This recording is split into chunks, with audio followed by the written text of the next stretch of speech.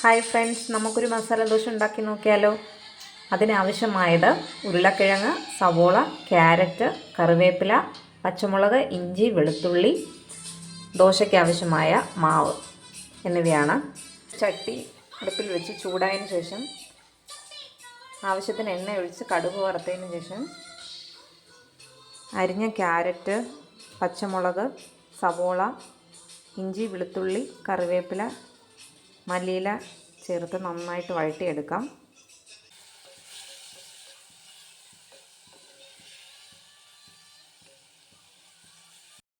വഴണ്ടു വന്ന ഉള്ളിയിലേക്ക് അല്പം കുരുമുളക് ചേർത്ത് കൊടുക്കാം. ആവശ്യത്തിന് മഞ്ഞൾപ്പൊടി ചേർത്ത് കൊടുക്കാം. അല്പം ഉപ്പ് കൂടെ ചേർത്ത് നന്നായിട്ട് ഇളക്കിയെടുക്കാം. ഇനി ഇതിലേക്ക് അല്പം വെള്ളം ചേർത്ത് കൊടുക്കാം. വെള്ളം ചേർത്ത് ഒന്ന് അടച്ചു വെച്ച് ഒരല്പ നേരം വേവിച്ചെടുക്കാം. സവോളയൊക്കെ നന്നായിട്ട് വെന്ത് വന്നിട്ടുണ്ട്.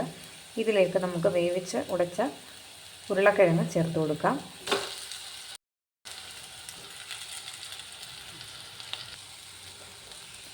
എല്ലാം കൂടെ നന്നായിട്ട് മിക്സ് ചെയ്തെടുക്കാം.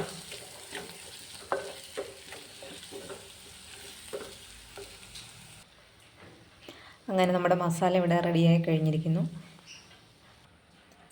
ഇനി ദോശയ്ക്ക് ആവശ്യമായ മാവ് നന്നായിട്ട് ഇളക്കിയതിന് ശേഷം അതിലേക്ക് ആവശ്യത്തിന് ഉപ്പ് ചേർത്ത് ഇളക്കിയെടുത്ത് നമുക്ക് ദോശ ഉണ്ടാക്കാം. ചൂടായ കല്ലിലേക്ക് അല്പം എണ്ണ പുരട്ടി കൊടുക്കാം.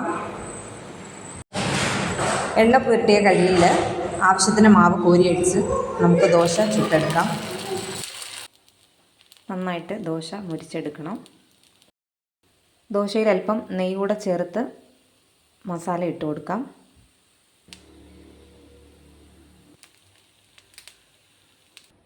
മസാല ദോശ ഇവിടെ റെഡിയായി കഴിഞ്ഞിരിക്കുന്നു. റെസിപ്പി ഇഷ്ടമായാൽ എല്ലാവരും ട്രൈ ചെയ്ത് നോക്കുക. വീഡിയോ ഇഷ്ടപ്പെട്ടാൽ ചാനൽ സബ്സ്ക്രൈബ് ചെയ്യുക, വീഡിയോ ലൈക്ക് ചെയ്യുക.